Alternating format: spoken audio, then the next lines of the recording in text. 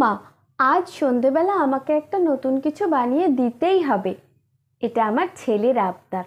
অগত্যা ছেলের আবার আলু ভীষণ পছন্দের, তাই আলু দিয়েই বানিয়ে নিলাম এই স্ন্যাক্সটা। দুটো আলুকে সেদ্ধ করে গ্রেট করে নিলাম। হাফ কাপ কর্নফ্লাওয়ার দিয়ে, স্বাদ মতো নুন আর 1/4 টিস্পুন বেকিং সোডা দিয়ে ভালো করে মেখে নিলাম।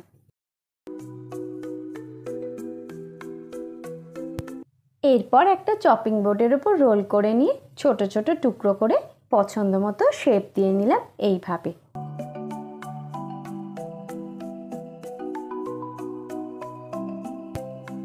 গ্যাসের ফ্লেম অন করে একটা ফ্রাইং প্যান বসিয়ে পরিমাণ মতো রিফাইন্ড অয়েল দিয়ে নিলাম। তারপর তেল গরম হওয়ার পর একে একে সবগুলো দিয়ে দু পিঠে হালকা বাদামি রং করে ভেজে নিলাম। ও, বলতেই ভুলে গিয়েছি, আপনারা এখন অপালার রান্নাঘরে আছেন। রেসিপিটা ভালো লাগলে চ্যানেলটা সাবস্ক্রাইব করতে ভুলবেন না কিন্তু। একে একে সবগুলো ভাজা হয়ে গেল। ব্যাস, আর কি, একটা সার্ভিং প্লেটের মধ্যে সবগুলো সাজিয়ে একটু গোলমরিচের গুঁড়ো ছড়িয়ে টমেটো সসের সঙ্গে ছেলেকে দিলাম।